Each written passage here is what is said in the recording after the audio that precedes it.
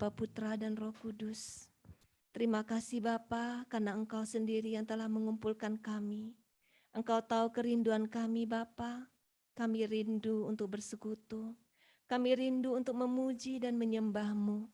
Engkau Allah yang baik. Selama-lamanya Engkau Allah yang baik bagi kami. Kami tidak melihat kondisi kenyataan hidup kami. Satu hal yang kami tahu pasti, apapun yang Engkau izinkan terjadi di dalam kehidupan kami, semua itu adalah yang terbaik buat kami Tuhan. Semuanya ada rencana-Mu yang indah di balik semuanya itu. Terima kasih Tuhan, terima kasih. Saat ini bahwa kami masuk makin dalam lagi Tuhan, kami rindu untuk menyatakan bahwa tidak ada yang dapat memisahkan kami dengan Engkau. Kita nyanyikan apa yang dapat memisahkanku.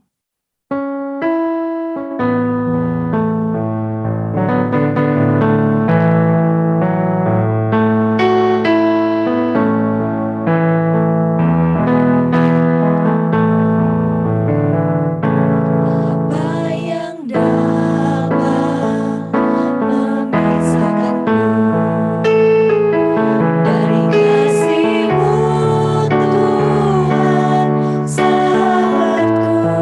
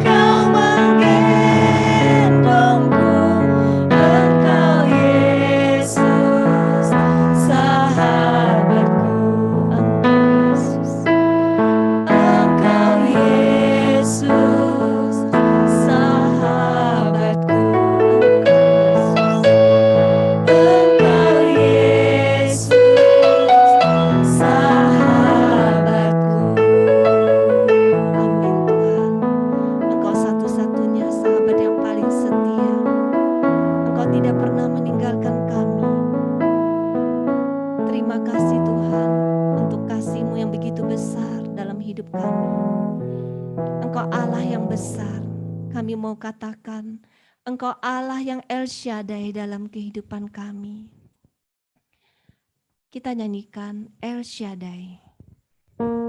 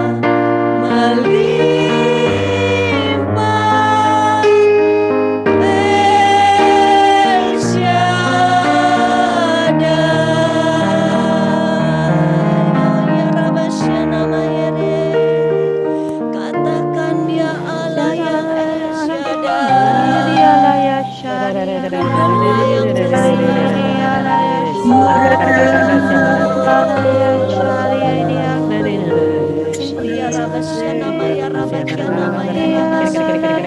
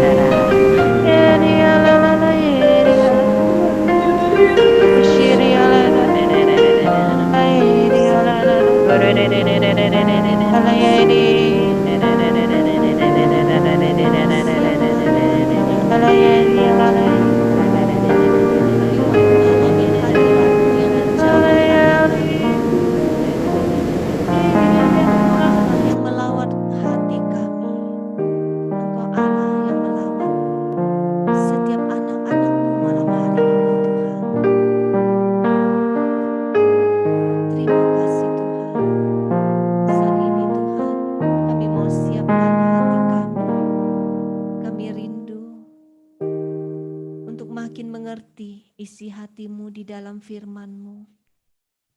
Mari kita siapkan hati kita untuk mendengarkan firman Tuhan. Kita nyatakan, kusiapkan hatiku Tuhan. Ku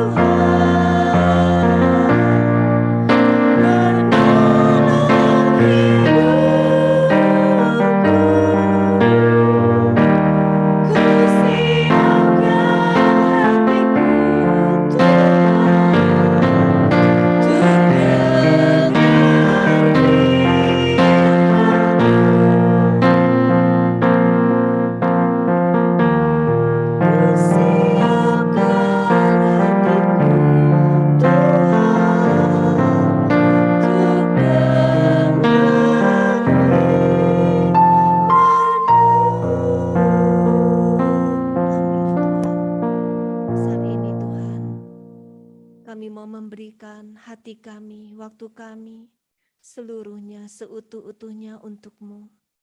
Biarlah Roh-Mu bekerja dengan bebas di dalam diri kami yang tidak sempurna ini, Tuhan. Kami tidak mampu tanpa Roh-Mu.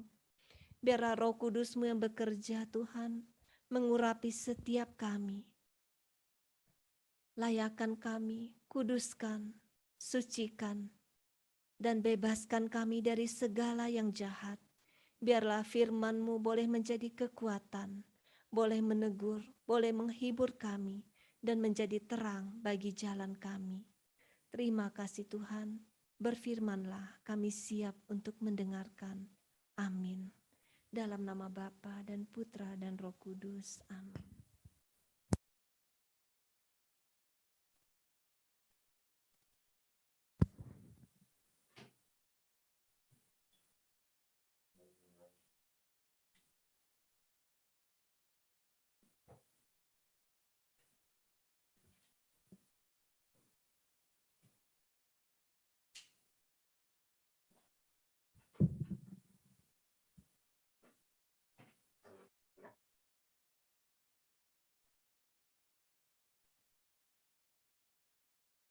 Selamat malam Bapak Ibu semua. Suara saya jelas nggak?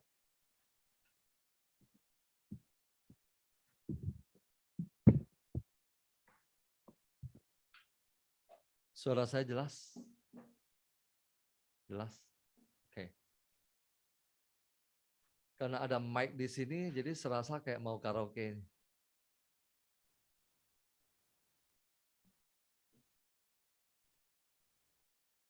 Bapak Ibu, malam ini adalah pertemuan Komsel kita yang ke-52. Jadi tanpa terasa sudah minggu ke-52. Dari mana bahannya dapat pun saya sendiri kadang-kadang nggak tahu. Malam ini saya mau mengajak kita untuk membuka dari Tawarik, 2 Tawarik, bab 14, ayat 2. Sampai ayat ke-13.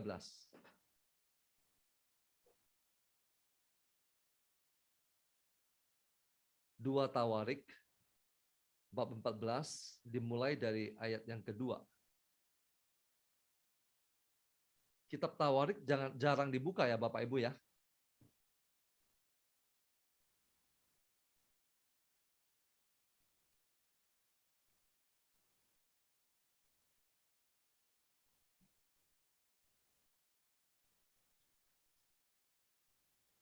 Bapak Ibu kalau yang bisa mengaktifkan kameranya mohon diaktifkan ya supaya ada interaksi.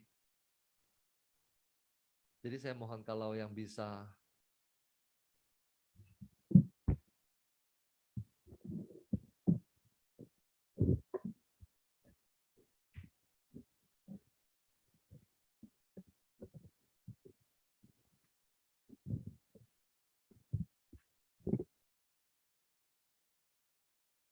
suara saya cukup jelas?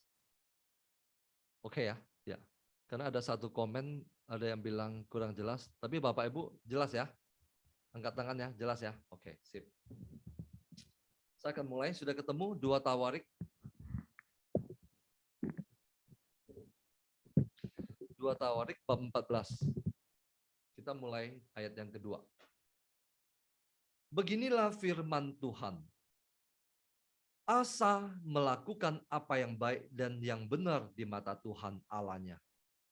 Ia menjauhkan mesbah-mesbah asing dan bukit-bukit pengorbanan, memecahkan tugu-tugu berhala dan menghancurkan tiang-tiang berhala. Ia memerintahkan orang Yehuda supaya mereka mencari Tuhan, Allah nenek moyang mereka, dan mematuhi hukum dan perintah. Ia menjauhkan bukit-bukit pengorbanan dan pedupaan-pedupaan dari segala kota di Yehuda. Dan kerajaan pun aman di bawah pemerintahannya.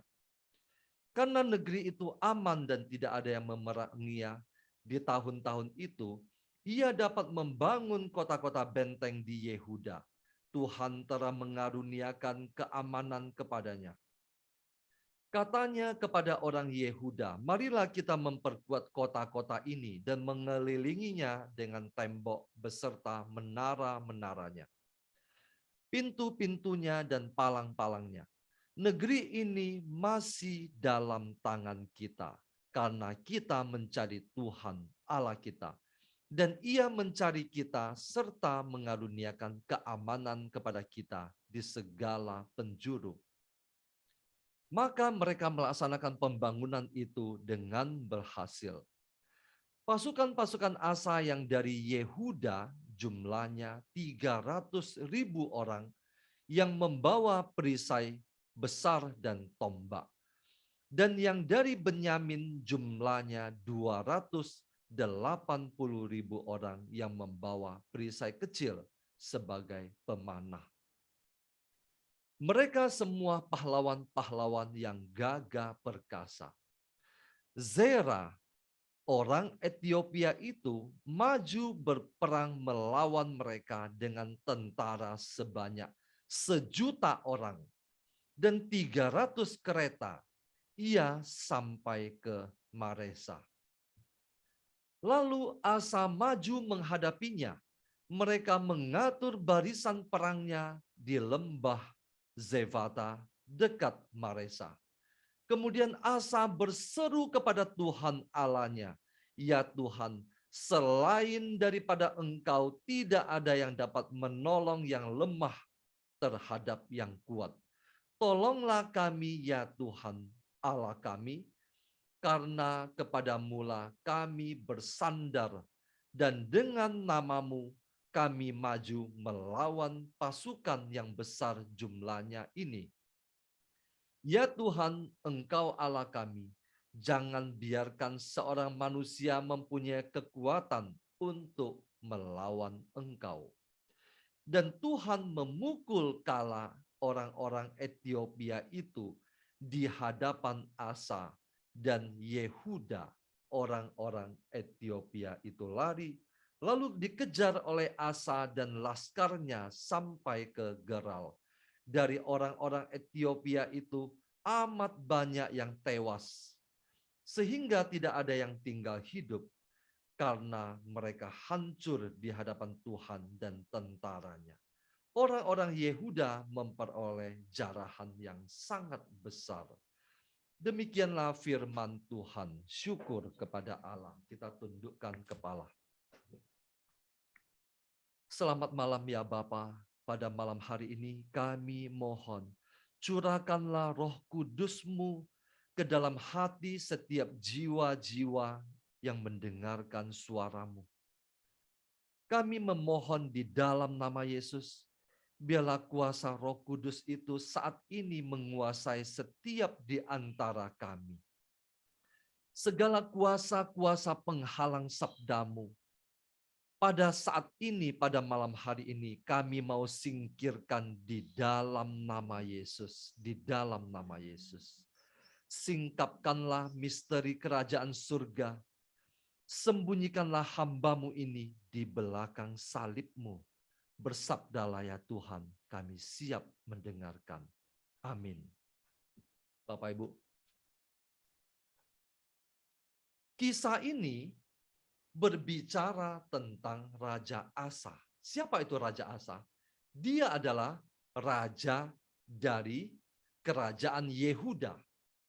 Jadi pada saat itu setelah Daud meninggal, kerajaannya diwariskan kepada Salomo. Sesudah Salomo, karena Salomo menyembah berhala, maka kerajaan Israel Raya terpecah menjadi dua. Kerajaan selatan di bawah disebut kerajaan Yehuda, terdiri dari dua suku, suku Yehuda dan suku Benyamin. Kerajaan yang di bagian atas disebut sebagai kerajaan utara, terdiri dari 10 suku Israel.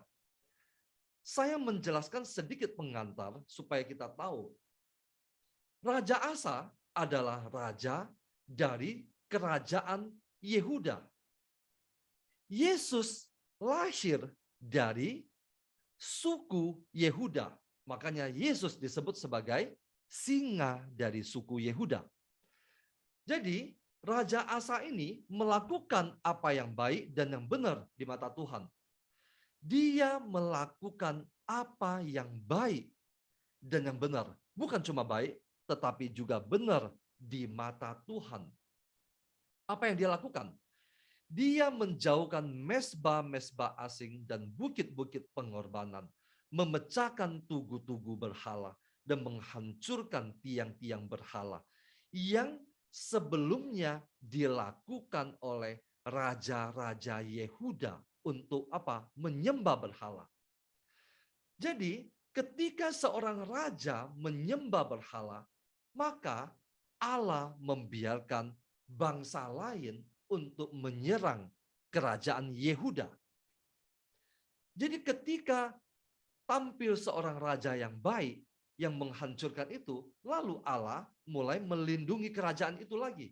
Demikian pula seterusnya. Tetapi kalau dilihat dari sejarah, kebanyakan yang memimpin kerajaan, baik Yehuda maupun Israel, pada dasarnya adalah raja yang menyembah berhala. Sekarang saat ini, pada malam hari ini, kita belajar dari kisah ini. Raja Asa, dia tampil sebagai Raja Yehuda. Dia melakukan segala sesuatu yang baik di mata Tuhan, yaitu menghancurkan semua mesbah-mesbah dan bukit pengorbanan kepada berhala-berhala.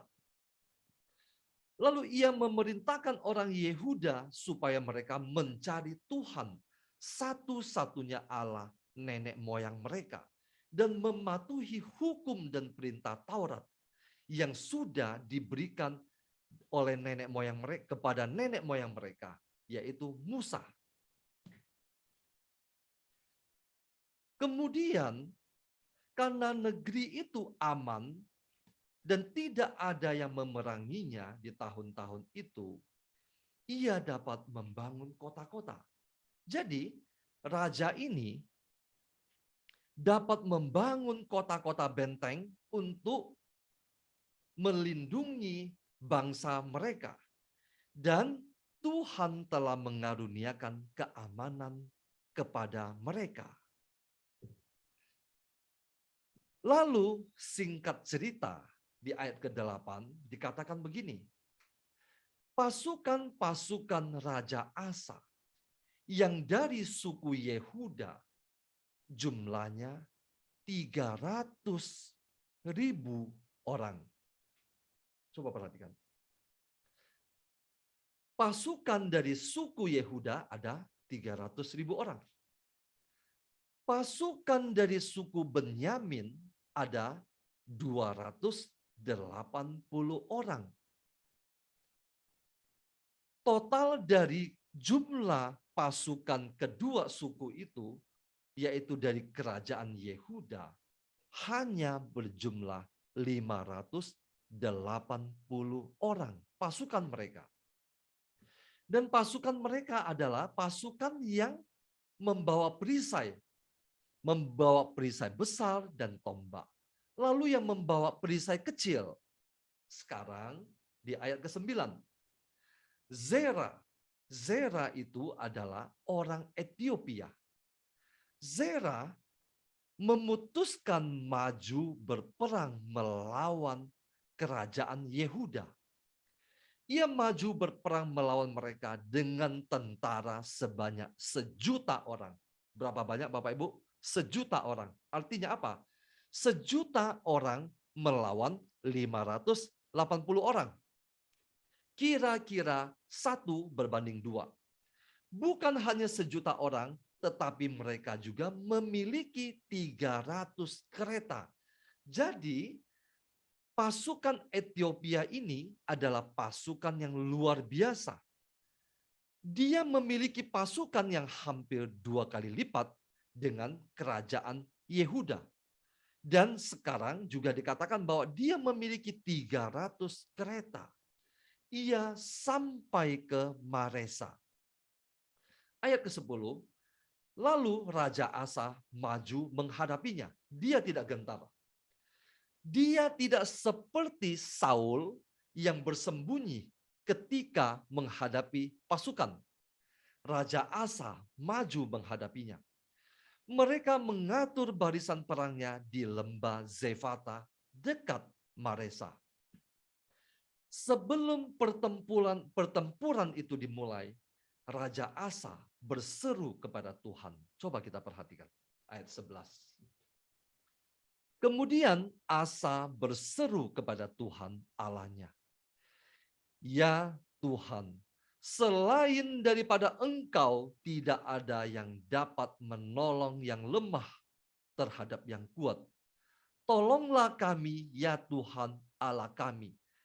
Karena kepadaMu-lah kami bersandar. Dan dengan nama-Mu kami maju melawan pasukan yang besar jumlahnya ini. Ya Tuhan, Engkau Allah kami. Jangan biarkan seorang manusia mempunyai kekuatan untuk melawan Engkau. Dan kita lihat, sesudah Raja Asa berdoa, apa yang terjadi? Ayat ke-12 dikatakan, dan Tuhan memukul kalah orang-orang Ethiopia itu di hadapan Asa dan Yehuda. Orang-orang Ethiopia itu lari, lalu dikejar oleh Asa dan laskarnya sampai ke Geral. Bapak Ibu, kisah ini bercerita tentang sebuah pasukan kecil melawan pasukan yang besar.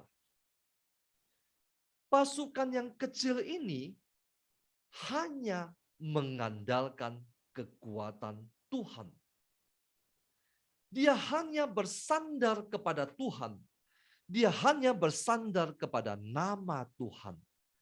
Dan Tuhan menolong mereka menghancurkan kekuatan pasukan yang 2 kali lipat dibandingkan pasukan kecil mereka. Kenapa mereka bisa menang? Jawabannya adalah karena Tuhan yang berperang bagi mereka. Apa yang mau disampaikan lewat peristiwa ini?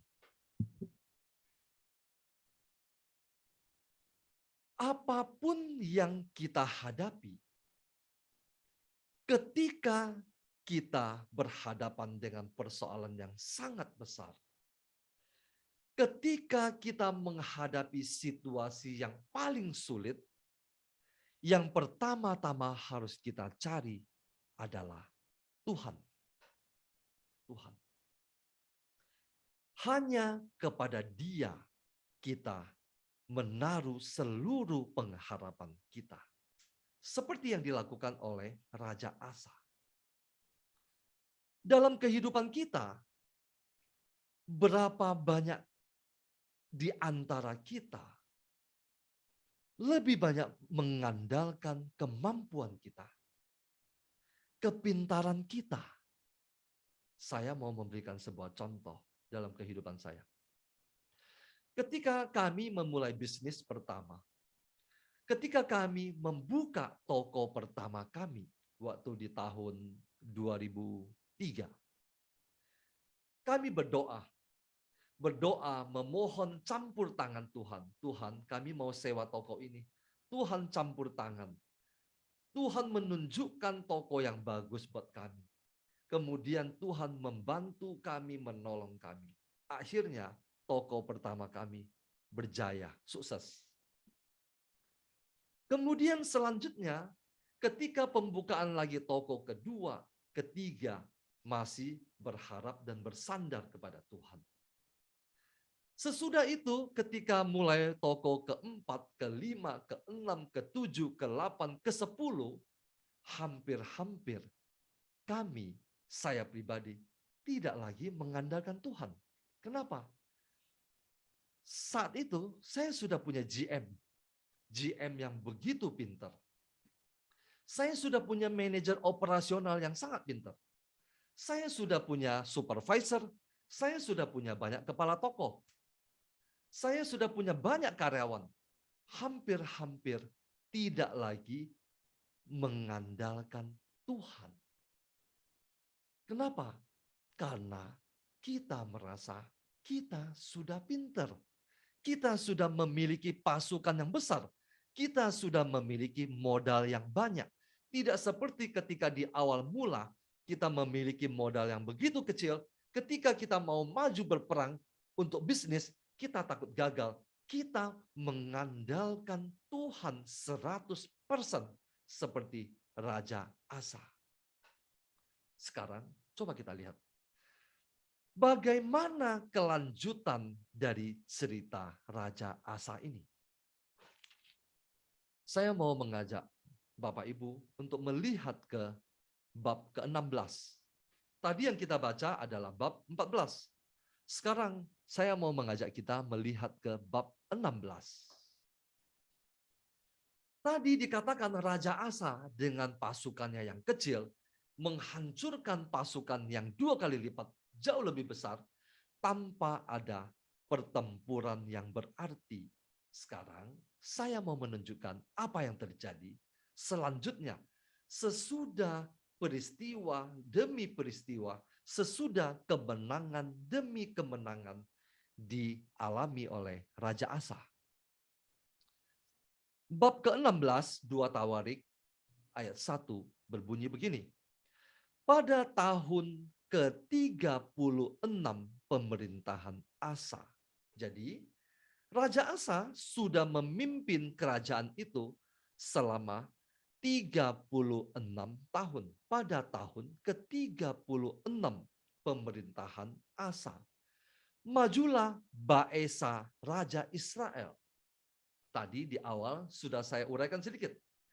Kerajaan Israel Raya terpecah menjadi dua. Terpecah menjadi dua, menjadi musuh. Kerajaan Israel dan kerajaan Yehuda. Yang kedua-duanya adalah anak cucu dari Yakub. Tetapi sekarang menjadi musuh. Raja Israel yang bernama Baesa hendak berperang melawan Raja Yehuda. Ia memperkuat kota Rama dengan maksud mencegah lalu lintas kepada Asa, Raja Yehuda. Lalu Asa mengeluarkan emas, perak dari perbendaharaan rumah Tuhan dan dari perbendaharaan rumah raja dan mengirimkannya kepada siapa? Kepada Ben-Hadad, Raja Aram yang diam di Damsik dengan pesan. Jadi Raja Asa ketika mendapat ancaman perang dari Raja Israel, Baesa, sekarang dia mengeluarkan harta bendanya. Dia mengirimkannya kepada Ben-Hadad.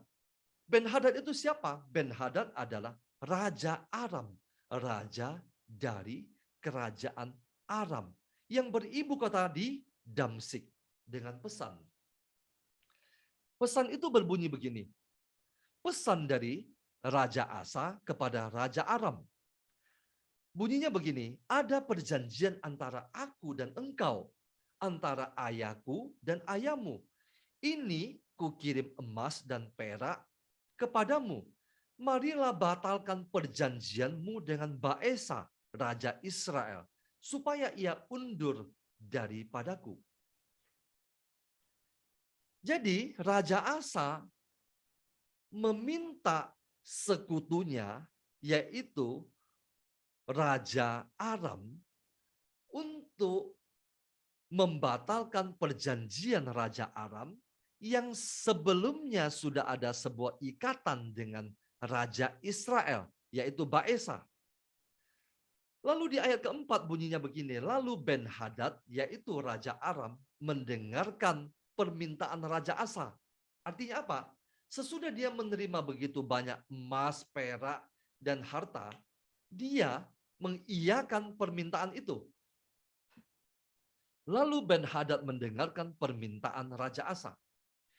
Ia menyuruh panglima-panglimanya menyerang kota-kota Israel Jadi sekarang dia, Raja Asa, mendapat sekutu. Sekutu itu siapa? Sekutu itu adalah Raja Aram. Raja Aram sekarang membela Raja Asa. Dia menyuruh panglima-panglimanya menyerang kota-kota Israel. Dan mereka memukul kala Lion dan Abel Maim dan segala tempat perbekalan kota-kota di Naftali. Ayat kelima, segera sesudah Baesa mendengar hal itu, ia berhenti memperkuat Rama. Ia menghentikan usahanya. Segera sesudah Baesa. Siapa Baesa? Raja Israel yang tadi hendak menyerang Raja Asa. Sesudah Baesa mendengar hal itu, dia membatalkan niatnya untuk menyerang kerajaan Yehuda. Kemudian di ayat ke-7, Bapak Ibu, coba perhatikan baik-baik. Pada waktu itu datanglah Hanani, pelihat itu. Siapa itu Hanani? Hanani adalah seorang nabi yang diutus oleh Tuhan. Pada waktu itu datanglah Hanani, pelihat itu, kepada Asa, Raja Yehuda. Katanya kepadanya, karena engkau bersandar kepada Raja Aram dan tidak bersandar kepada Tuhan Allahmu, oleh karena itu terluputlah tentara Raja Aram dari tanganmu. Nabi Tuhan itu datang dengan sebuah pernyataan yang sangat keras kepada Raja Asa. Kamu sekarang bukan lagi bersandar kepada Tuhan Allahmu, tetapi sekarang kamu bersandar kepada manusia. Sekarang karena itu terluputlah tentara Raja Aram dari tanganmu. Ketika dulu kamu bersandar kepada Tuhan, tidak ada tentara dari kerajaan manapun termasuk kerajaan Aram yang bisa menyerang kerajaan Yehuda. Tetapi sekarang sandaran kamu bukan lagi kepada Tuhan, tetapi justru kepada Raja Aram. Maka sekarang tentara Aram akan menyerang kamu, kata Nabi Tuhan itu. Lalu Nabi Tuhan itu melanjutkan di ayat ke-8. Bukankah tentara orang Ethiopia dan Libya besar jumlahnya? Berapa besar Bapak Ibu? 1.000.000. 1.000.000 orang. Betul? Bukankah tentara orang Ethiopia dan Libya besar jumlahnya? Kereta dan orangnya berkuda sangat banyak. Namun Tuhan telah menyerahkan mereka ke dalam tanganmu, karena engkau bersandar kepadanya. Ini adalah sebuah pernyataan yang sangat keras. Kemudian ayat ke-9, bunyinya begini. Karena mata Tuhan menjelajah seluruh bumi, untuk melimpahkan kekuatannya kepada mereka yang bersungguh hati terhadap Dia. Kepada siapa? Kepada mereka yang sungguh-sungguh sepenuh hati mencari Dia. Dalam hal ini engkau telah berlaku bodoh. Oleh sebab itu mulai sekarang engkau akan mengalami peperangan. 36 tahun kerajaan Yehuda tidak mendapat perlawanan. Karena apa? Karena Raja Asa bersandar hanya kepada Tuhan. Dan Tuhan mengaruniakan keamanan kepada kerajaan Yehuda 36 tahun. Tetapi sekarang Tuhan berbicara sangat keras.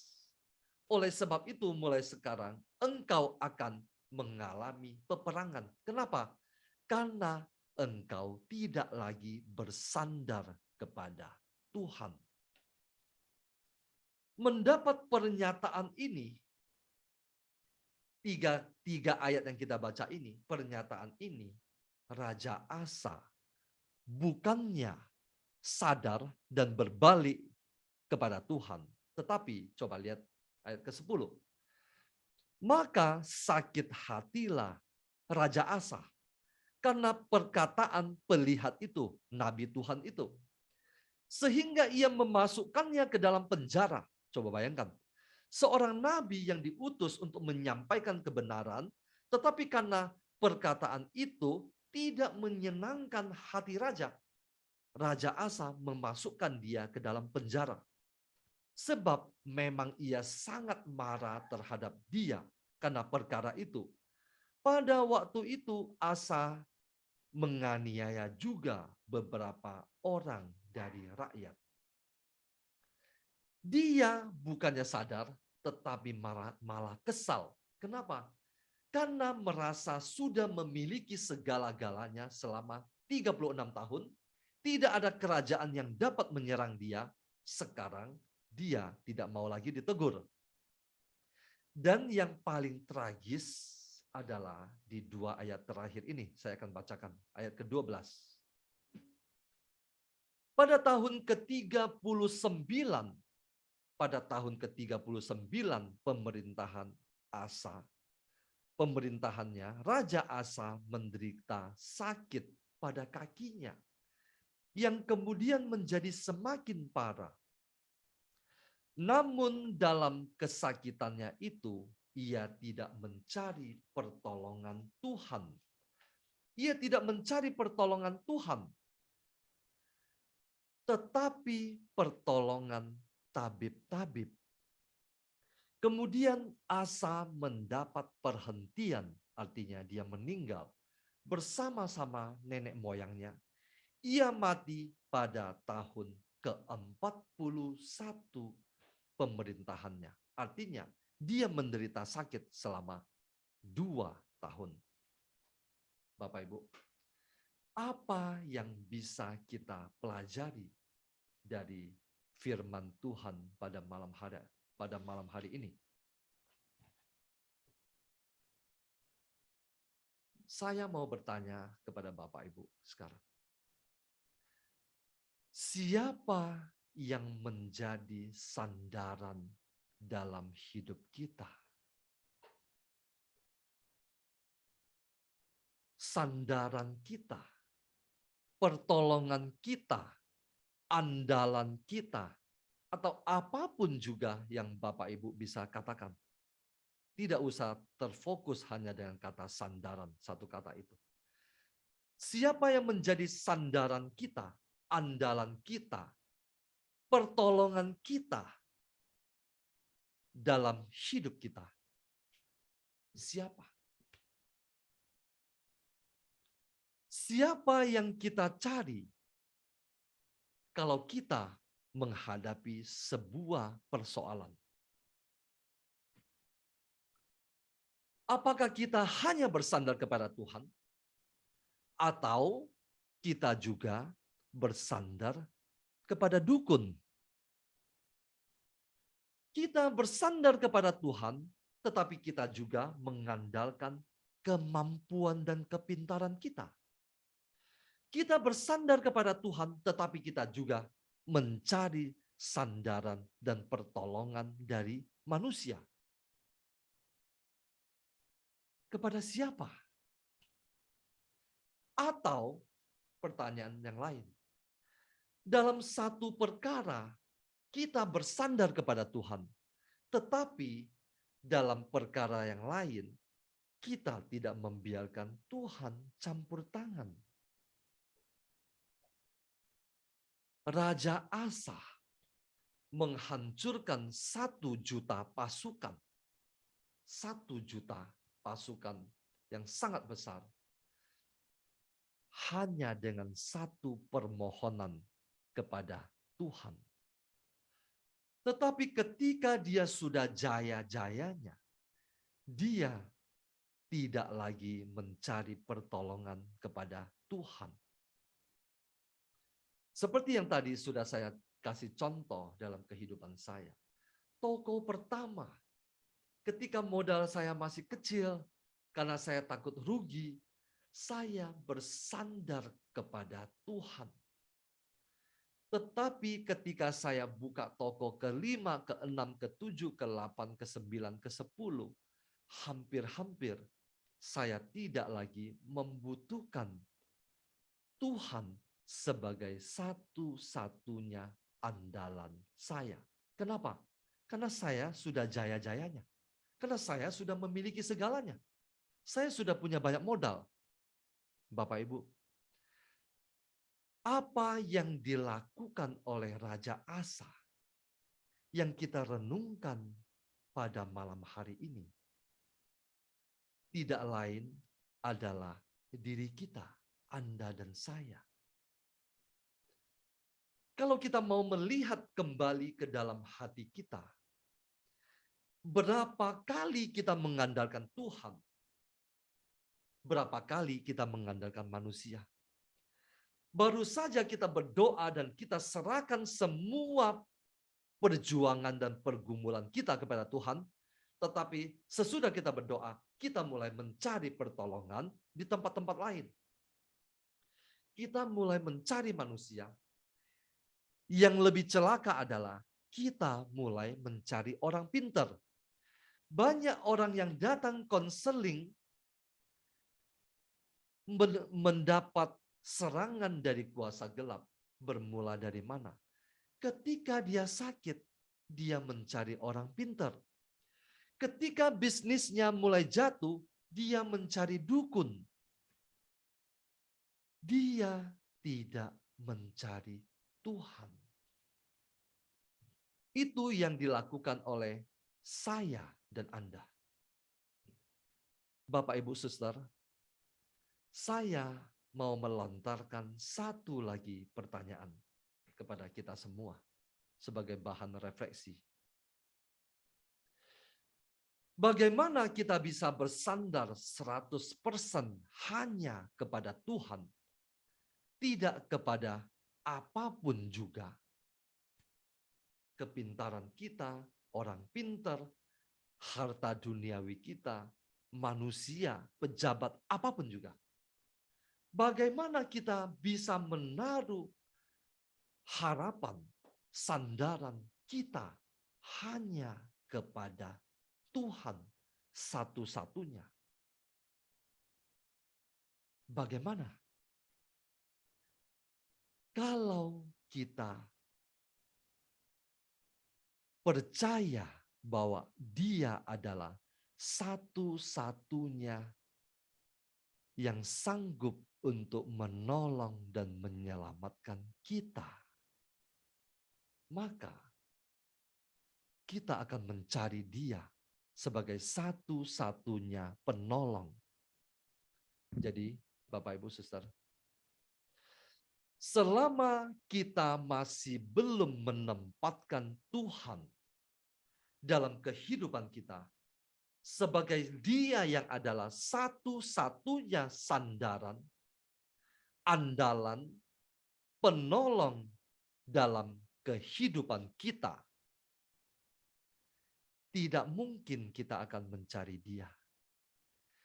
Hanya dengan kalau kita percaya Dia adalah satu-satunya, maka kita tidak perlu mencari siapapun juga, apapun juga untuk menolong kita. Sebagai penutup, saya akan membacakan sebuah puisi yang sangat indah yang saya temukan dalam kitab Mazmur.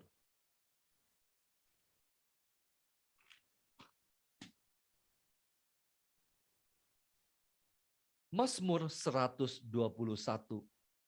Saya akan bacakan. Menurut saya ini adalah sebuah puisi yang sangat-sangat indah.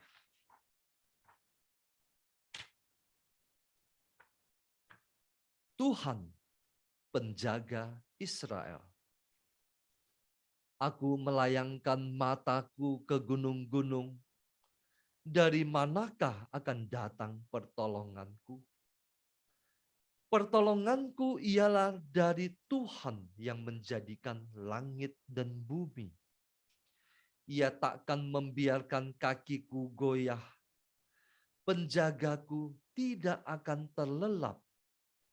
Sesungguhnya tidak terlelap dan tidak tertidur penjaga Israel. Tuhanlah penjagaku, Tuhanlah naunganmu di sebelah tangan kananmu. Matahari tidak menyakiti engkau pada waktu siang atau bulan pada waktu malam. Tuhan akan menjaga engkau terhadap segala kecelakaan. Ia akan menjaga nyawamu. Tuhan akan menjaga keluar masukmu dari sekarang sampai selama-lamanya. Bersandarlah hanya kepada Tuhan. Terima kasih. Tuhan Yesus memberkati.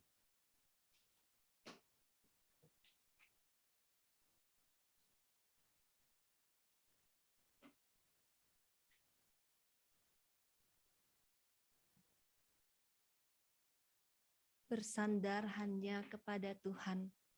Apa itu bersandar? Kita bisa bersandar ketika kita yakin tempat sandaran kita itu kuat. Kita bisa bersandar dengan tenang saat kita yakin dan percaya sandaran itu aman dan kuat untuk menopang kita.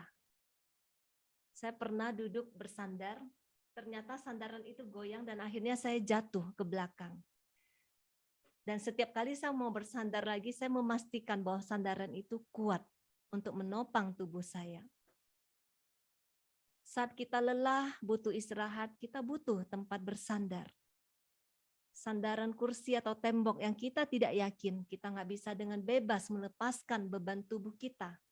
Kita akan ragu-ragu. Demikian juga bersandar dengan Tuhan. Kita harus mengenal dan percaya bahwa Dia bisa menjadi tempat yang aman untuk kita bersandar. Ketika kita bisa menjadikan Dia sebagai satu-satunya sandaran kita, kita baru bisa beristirahat di dalam Dia. Dalam Amsal 3 ayat 5-6 dikatakan, percayalah kepada Tuhan dengan segenap hatimu, dan janganlah bersandar kepada pengertianmu sendiri. Akuilah Dia dalam segala lakumu, maka Ia akan meluruskan jalanmu. Untuk bisa menjadikan Dia sebagai satu-satunya sandaran, kita harus mengenal Dia, baru kita bisa percaya kepadanya.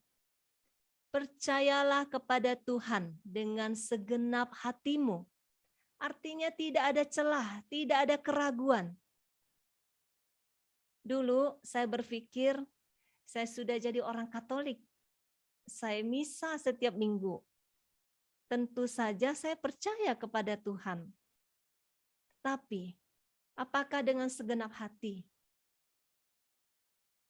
Kalau ada masalah datang bertubi-tubi, kita mulai takut, mulai khawatir, mulai cemas, mulai panik. Itu adalah tanda kita kurang percaya. Kalau kita percaya kepadanya dengan segenap hati, kita tetap bisa beristirahat tenang di dalam Dia. Walaupun di tengah badai, kita tidak akan panik dan goyah. Kita tidak akan takut dengan berita buruk. Hati kita tetap tinggal tenang. Karena kita percaya bahwa Dia Allah pencipta langit dan bumi ini adalah Bapakku. Dia yang paling mengasihiku, melebihi semua orang yang mengasihiku di dunia ini. Ada Bapa yang paling mengasihiku. Bapa ini Bapa yang maha kuasa, pencipta langit dan bumi. Dan Dia Bapa yang mau memberikan yang terbaik untukku. Dia sanggup melakukan apapun untukku, untuk kebaikanku, karena Dia mengasihiku. Masalah kita mau terjadi seperti apapun saat ini. Badai mau menghantam, menggoncang seperti apapun saat ini. Aku tetap bisa tenang beristirahat di dalam Tuhan. Karena Dia sandaranku yang paling aman. Sampai kita bisa berkata seperti lagu tadi. Apapun yang terjadi di dalam hidupku, selalu ku berkata, Tuhan Yesus baik dalam segala hal yang terjadi. Tetap ku berkata, Tuhan Yesus baik. Jadi ketika kita bisa berkata dalam setiap kondisi bahwa Tuhan itu baik, bukan hanya di mulut, tapi kita mengakui bahwa Dia Tuhan yang baik. Saya percaya kepadanya. Saya percaya tidak ada satu hal pun yang Dia lakukan dalam hidup saya untuk mencelakakan saya. Ketika kita bisa sampai percaya seperti itu, kita tidak akan pernah curiga dengan Tuhan. Kita tidak akan pernah negatif thinking dengan Tuhan. Ayo, apalagi ini? Cobaan apa lagi ini Tuhan? Apalagi ini Tuhan? Kita tidak akan bisa bertanya seperti itu lagi. Karena kita percaya apapun yang Dia izinkan terjadi untuk kebaikanku. Disitulah percaya kita diuji dengan segenap hati atau tidak. Ada sebuah peringatan di dalam ayat ini tadi, janganlah bersandar kepada pengertianmu sendiri. Kita sering terjebak untuk bersandar kepada kekuatan kita sendiri. Ketika kita merasa kita sudah hebat, kita bisa tanpa Tuhan. Ada satu cerita ingin saya sharingkan juga. Ini kisah nyata. Ada seorang ibu berdoa untuk anaknya supaya bertobat. Anak ini sudah jauh dari Tuhan, sudah jatuh ke dalam banyak dosa. Dia jatuh ke obat-obatan, perzinahan, perjudian, dan lain-lain. Suatu hari anak ini bermasalah dengan polisi. Akhirnya dia ditangkap dan harus dipenjara. Sang ibu berdoa lagi, bersujud minta pertolongan Tuhan. Sampai di titik ini, dia mengandalkan Tuhan. Dia bersujud minta pertolongan Tuhan. Ketika kita sudah bersandar kepada Tuhan, ketika kita berserah kepada Tuhan, kita harus juga belajar untuk taat kepada firman Tuhan. Tapi ibu ini tidak. Dia berjuang lagi untuk selamatkan anaknya. Dia mulai mencari orang yang bisa menolong anaknya. Dia mulai mencari uang tebusan supaya anak ini tidak dipenjara. Akhirnya anak ini dibebaskan. Tetapi keluar dari penjara, sikapnya tidak berubah. Dosa yang sama tetap dia lakukan lagi. Kadang kita sebagai manusia sering kita merasa kita lebih bijaksana daripada Tuhan. Kita berdoa minta anak kita bertobat. Kita berdoa minta suami kita bertobat. Tetapi kita sering menjadi penghalang pertobatan mereka. Ketika Tuhan memproses, kita sering tidak tega. Kita mau menyelamatkan mereka dengan cara kita. Kita bersandar pada pengertian kita sendiri. Kita bersandar pada manusia untuk mencari pertolongan. Akhirnya, kita menghalangi Tuhan bekerja. Kita minta dia bertobat. Tuhan mau memproses dia supaya dia masuk ke dalam pertobatan. Tetapi kita halangi. Itu sharing tentang mengandalkan pengertian kita sendiri, mengandalkan kekuatan kita sendiri. Akhirnya kita menghalangi Tuhan bekerja. Mengandalkan kekuatan manusia, ada sebuah ayat yang sangat keras. Tuhan memberi teguran di dalam Yeremia 17 ayat 5-8. Beginilah firman Tuhan, terkutuklah orang yang mengandalkan manusia. Terkutuklah orang yang mengandalkan manusia, yang mengandalkan kekuatannya sendiri, dan yang hatinya menjauh daripada Tuhan. Ia akan seperti semak bulus di padang belantara. Ia tidak akan mengalami datangnya keadaan baik. Ia akan tinggal di tanah angus di padang gurun, di negeri padang asin yang tidak berpenduduk. Tetapi diberkatilah orang yang mengandalkan Tuhan, yang menaruh harapannya pada Tuhan. Ayat ini sangat keras berbicara tentang betapa terkutuknya kalau kita mengandalkan manusia, kalau kita mengandalkan kekuatan kita sendiri. Kita sering tidak menyadari saat kita mengalami masalah, kita sering mencari manusia. Kita berharap pada manusia bisa menolong kita untuk keluar dari permasalahan kita. Entah itu orang tua, pasangan, anak, sahabat.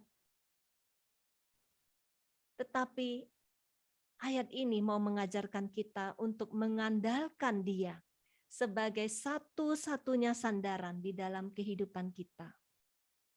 Yang tadi Yeremia 17 ayat 5. Ada yang tanya Yeremia berapa? Oke.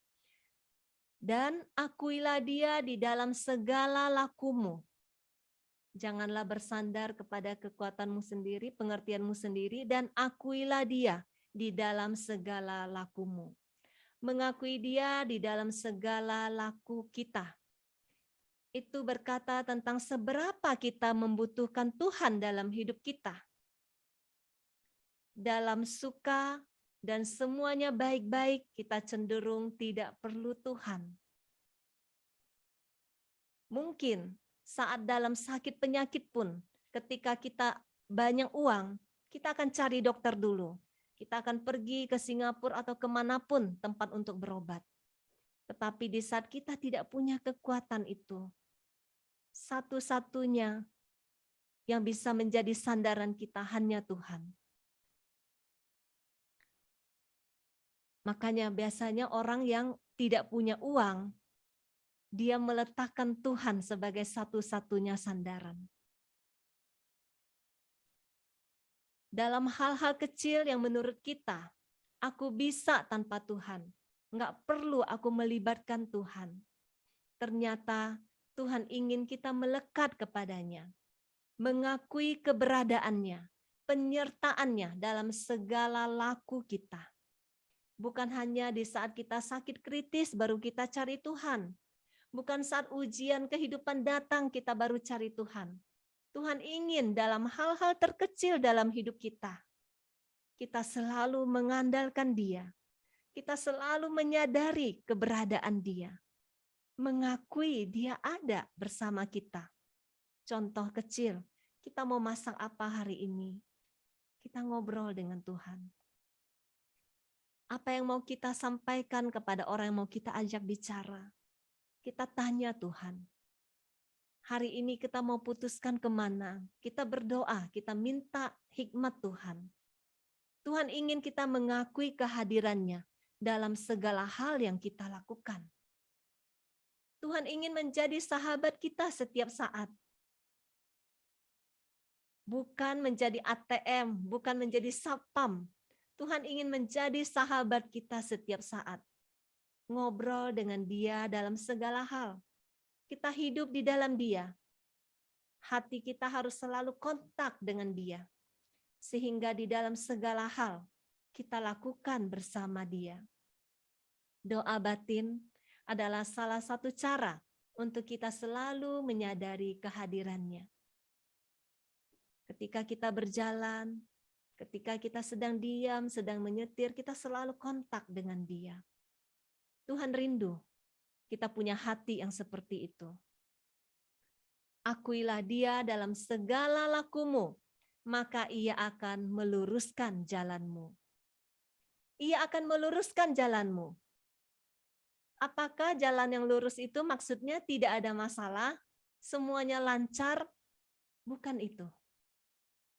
Dalam hidup ini, banyak orang berjalan di jalan yang bengkok, jalan yang tidak lurus, jalan yang tidak benar.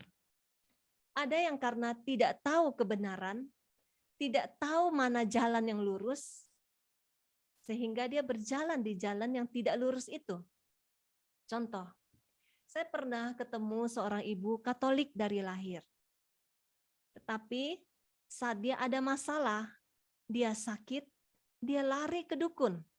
Dia cari orang pintar. Saat itu dia sedang curhat dengan saya, dia bilang dia lagi sakit. Tetapi udah ke dukun, udah ke orang pintar, enggak sembuh-sembuh. Terus saya bertanya, Ibu Katolik? Iya, dari lahir. Ibu tahu itu dosa? Dia menjawab saya seperti ini. Saya sebelum pergi, saya berdoa kepada Tuhan Yesus. Tuhan sembuhkanlah aku lewat dukun ini. Saya sedih sekali. Saya sedih sekali mendengar ini. Saya teringat ayat ini. Umatku binasa karena mereka tidak mengenal Allah. Di dalam Hosea 4 ayat 6. Umatku binasa karena tidak mengenal Allah. Ketika kita tidak mengenal Allah dan kebenaran yang ada di dalam firman Tuhan, akhirnya kita tidak berada di jalan yang lurus. Kita binasa. Tetapi ada juga yang tahu jalan yang lurus, mereka tidak peduli. Mereka tetap mau berjalan di jalan yang belok, yang bengkok. Karena terlalu banyak tawaran yang menarik di jalan yang berkelok-kelok itu. Berjalan di jalan yang lurus adalah berjalan sesuai dengan garis lurus yang direncanakan Allah dari semula dalam hidup kita. Iblis selalu menawarkan segala penawaran yang menarik supaya kita belok dari jalan yang lurus itu. Setiap kita, saya sering katakan, Tuhan punya rencana yang indah. Sebelum kita dilahirkan, Tuhan punya rencana yang indah dalam setiap hidup kita. Tuhan ingin kita berjalan di jalan yang lurus itu untuk mencapai rencana Tuhan yang indah itu. Tetapi ketika kita tidak hidup di dalam kebenaran, ketika kita tidak hidup berjalan bersama firman Tuhan, sang kebenaran itu, kita tidak lagi berjalan di jalan yang lurus. Sehingga rencana indah Tuhan terhalang. Mungkin sampai kita pulang, kita tidak mencapai apa yang Tuhan rencanakan. Rencana yang indah itu tidak tergenapi di dalam hidup kita. Karena rencana Tuhan pasti endingnya memberikan masa depan yang penuh dengan pengharapan bagi kita semua anak-anaknya. Semoga kita semakin belajar untuk percaya dan bersandar hanya kepada Allah dan mengizinkan Dia bekerja sesuai kehendak-Nya terjadi di dalam hidup kita dan keluarga kita dan semua orang yang Tuhan percayakan di dalam hidup kita. Amin. Tuhan Yesus memberkati.